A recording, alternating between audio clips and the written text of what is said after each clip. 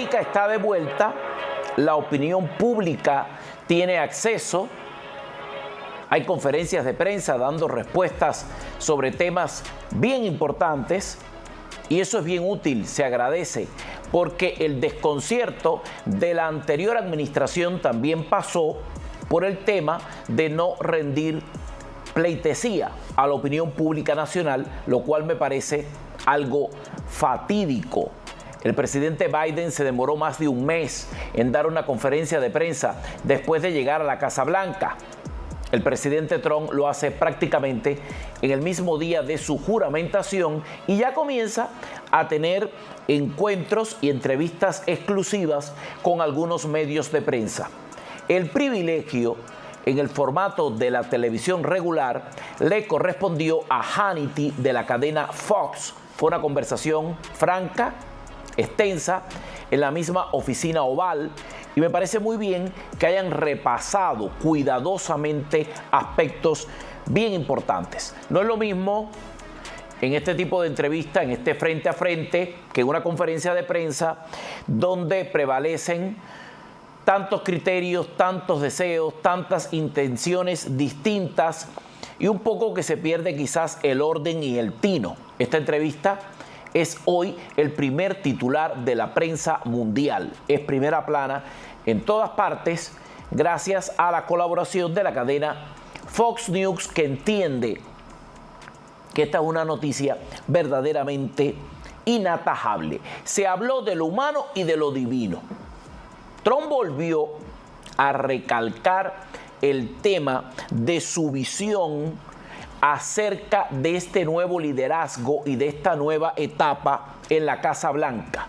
Él sigue diciendo y creyendo que Dios salvó su vida por alguna razón. Hace referencia esencialmente al atentado en Pensilvania. Así se lo contó a Hannity. Evidencia.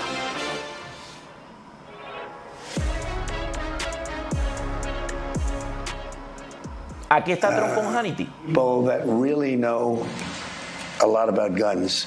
And they said that gun, that particular gun, in that beautiful field, as I called it, in Pennsylvania, which it is, Butler, that gun's a very accurate gun. And that a bad shooter would hit the target 100% of the time. You can't miss. Okay, from that distance. Yeah, from that distance. I mean, to me, I don't know as much about it.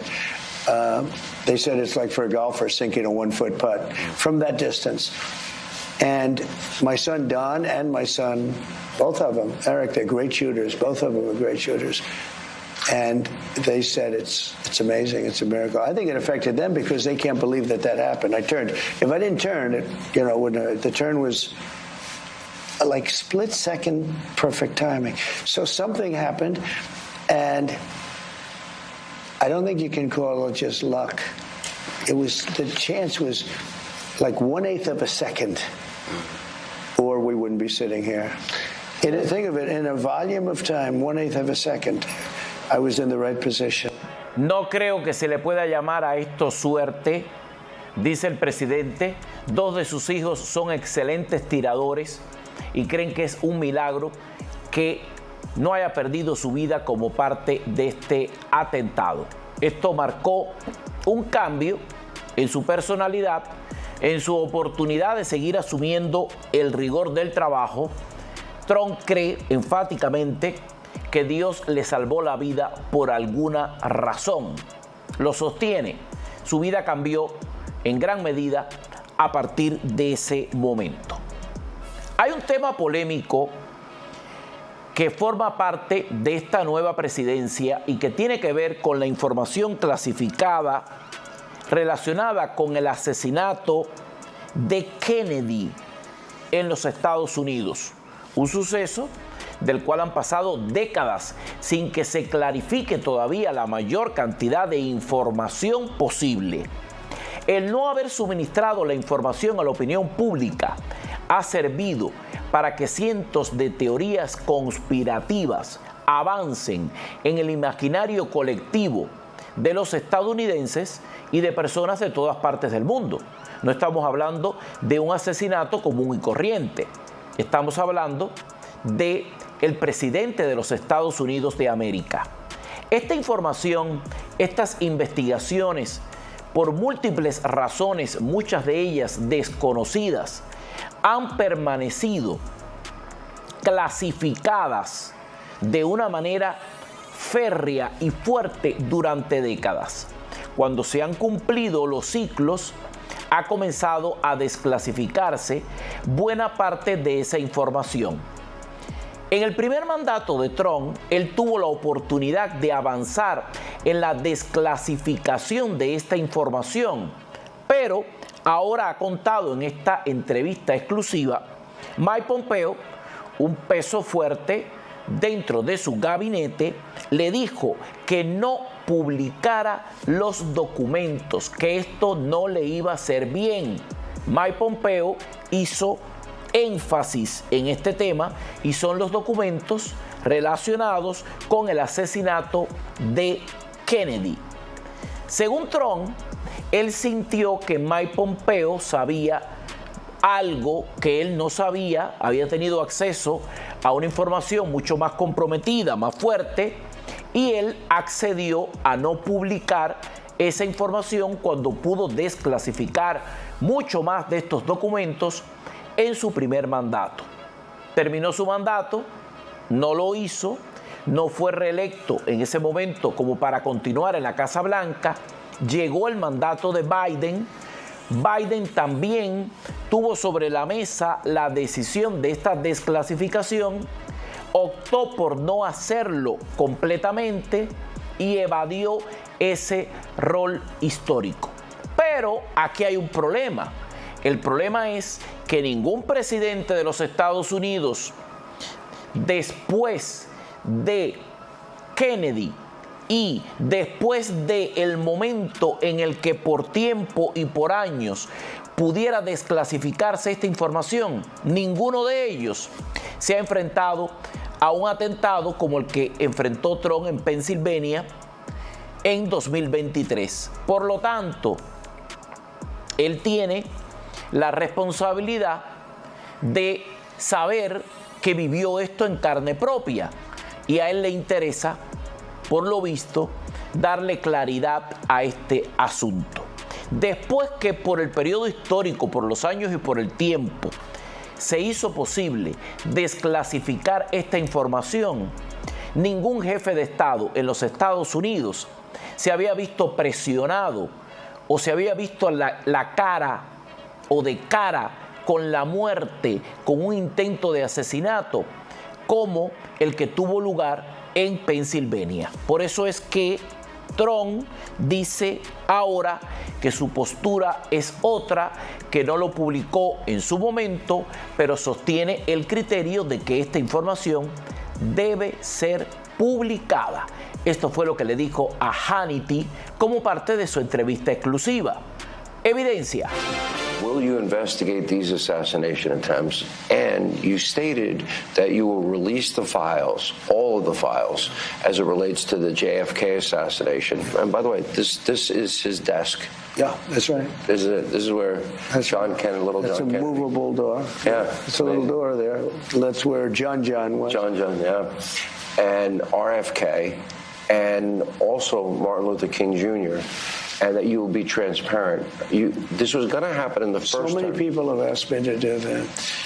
And I did it with Kennedy to an extent. Okay. But I was asked by some of our government officials not to. And, you know, you have to respect them. I was actually asked by Mike Pompeo, who's Secretary of State, not to. And I felt he knew something that maybe, you know, when he asks you not to, you sort of say, why? And he felt that it was just not a good time to release him. And you might ask him why. Maybe he'll deny that even. But he did. He asked me. And some others also, though. They didn't want the Kennedy stuff released.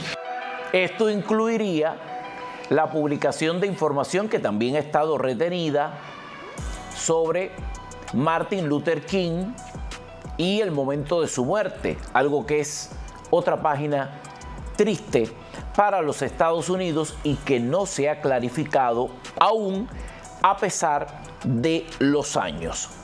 En esta conversación entre Hannity y el presidente Trump, el presidente quemó literalmente a sus enemigos. No dijo que les deseaba lo peor abiertamente, pero sí reconoció que es realmente difícil decir que ellos no deberían pasar por lo mismo que he pasado yo durante estos años. Está siendo sincero, está hablando de sus enemigos. Así se lo contó a Hannity. Evidencia. I went through 4 years of hell by the scum that we had to deal with. I went through 4 years of hell. I spent millions of dollars in legal fees, and I won. But I did it the hard way. It's really hard to say that they shouldn't have to go through it also. It is very hard to say that. He vivido un infierno, he gastado millones en abogados, gané, me impuse, pero el desgaste ha sido tremendo y, siendo sincero, no sería yo el tipo que va a aparecer a decirle, ay, yo no quisiera que mis enemigos les pase nada después de que le hicieron la vida un yogur durante todo este periodo de tiempo. A pesar de aferrarse al protocolo, una de las personas que ha estado más cerca de hacerlo a su modo ha sido la ahora nuevamente primera dama Melania Trump. Melania Trump no perdona todo el nivel de bullying y de daño que le hicieron a su hijo y a su familia. En contra de Barron fueron con todas las de la ley, tildándolo hasta de retrasado, de una persona con problemas y causándole un daño como parte de su formación. Tuvo que experimentar el atentado al padre, el allanamiento de su casa, horrores que le ha hecho el séquito político que se les enfrentaba. Un séquito al que Melania, con una gran clase, con un modo como el que ella sabe manejar desde el mundo de la etiqueta y el protocolo, le ha dejado a todos ellos muy en claro, tú en tu lugar, yo en el mío. No les perdonaré nunca el daño que le han propinado a mi familia. Han hecho mucho daño. Por eso la manera del comportamiento de Melania fue completamente distinto en el funeral de Jimmy Carter y el día de la toma de posesión. El día del funeral de Jimmy Carter, ningún código de ética dice que estaría ella obligada a pavonearse fingiendo cariño y admiración por los enemigos que estaban sentados muy cerca de ella en la misma fila. Ni les miró. Les fue enfática la decisión de mostrarles su desprecio. Luego hubo otro escenario más protocolar, que es la toma de posesión, en el que aparecen todas estas personas. Es tradicional que los ex jefes de Estado y sus primeras damas formen parte del séquito que acompaña al presidente entrante. Ahí todo se maneja de otra manera. De hecho, Barron, que fue muy atacado por las élites políticas como para causar el dolor en su padre, en su madre, porque saben que los padres se vuelven fieras cuando atacan a sus hijos, tuvo un acto extraordinario en el día de la juramentación, cuando terminó todo, que el séquito de los juramentados, tras el discurso de su padre, abandonaron el salón escogido para ello en el Capitolio. Él quedó un poco rezagado y se acercó al presidente Biden, a quien le extendió la mano y le dijo algo al oído. Un Biden imperturbable, quedó como choqueado. Vaya usted a saber cuál es la oración que Barron pudo decir en el oído de un hombre como Biden, que ha sufrido tanto por el nivel de falta de escrúpulos de su propia familia y especialmente de su hijo Hunter Biden. Al parecer, la oración de Barron fue tan protocolar como lapidaria, y si no, busquen los videos en los que puede verse ese momento de una manera exhaustiva. El presidente Trump no se esconde para decir que después del intento de asesinato en Pensilvania, su fe creció considerablemente. Evidencia. Do you believe that moment? People say to me, they see a change in you.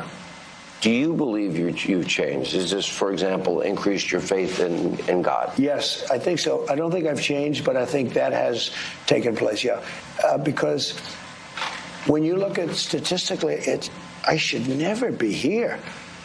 I mean, if I don't turn my, I'm looking at an immigration chart, my favorite chart ever in history. Yeah. Even if the numbers were bad, I would. I mean, we're talking about assassination, and you're telling jokes. Yeah. No, can you but believe it's terrible. It? No, I remember that day. Like when I turned, and it had to be at an exactly 90-degree angle, and I said, throw down the chart or something to that effect. And they bring the chart, and I'm literally looking exactly at the right angle. I couldn't have even been a little further or a little bit less.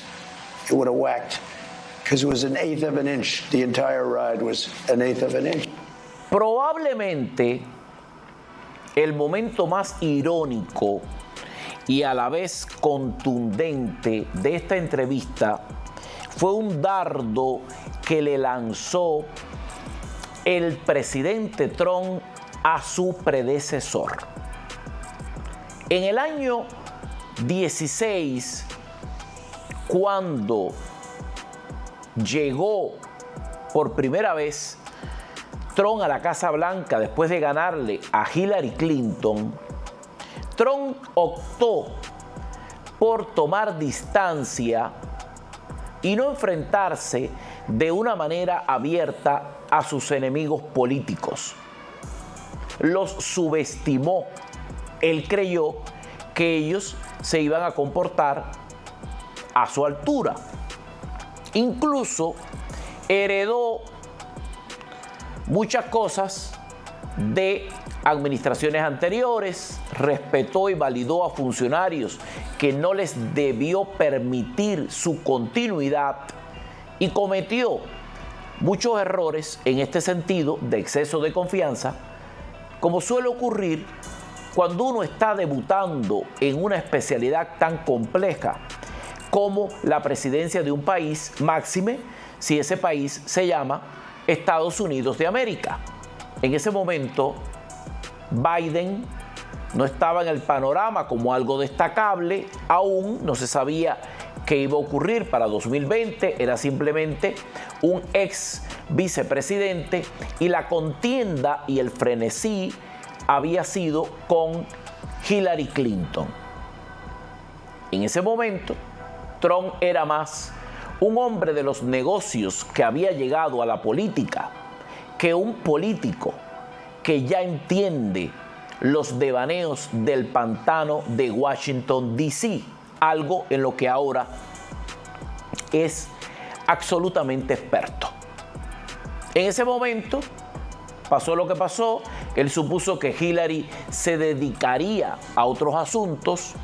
No le pasó por la mente que Hillary iría desde el retiro a recoger buena parte del dinero que tenía guardado para encargar una obra magistral que se le desplomó posteriormente. Hillary Clinton es la autora intelectual del gran fiasco cuyo nombre es la colusión rusa. Ese invento fue encargado y fue escrito como un informe o como un guión hollywoodense. Ese invento desató un gran escándalo a nivel de país y ese invento provocó investigaciones, juicios, en medio de un frenesí de unos Estados Unidos que estaban a tiempo completo pensando en la palabra impeachment. Si tuvo un buen mandato bueno, mucha gente sabe que podría haber sido 3 veces superior de no haber tenido que transitar por semejante pérdida de tiempo y desgracia. Pero era un Trump de otra manera, que respetaba a los adversarios y que creía que cuando terminaba el acto de la elección, terminaba el conflicto. Ahora aprendió que esto no es así, porque ha enfrentado, como bien él dijo, un infierno, ha enfrentado muchos años de discusión política, de juicios, de tribunales, de castigos, de persecución salida desde el Departamento de Justicia, aunque la administración siga sosteniendo el criterio de que ellos no tuvieron nada que ver con ninguno de estos encargos que le costaron tiempo, dinero, resistencia y de los cuales, de la mayoría de ellos, logró salir victorioso.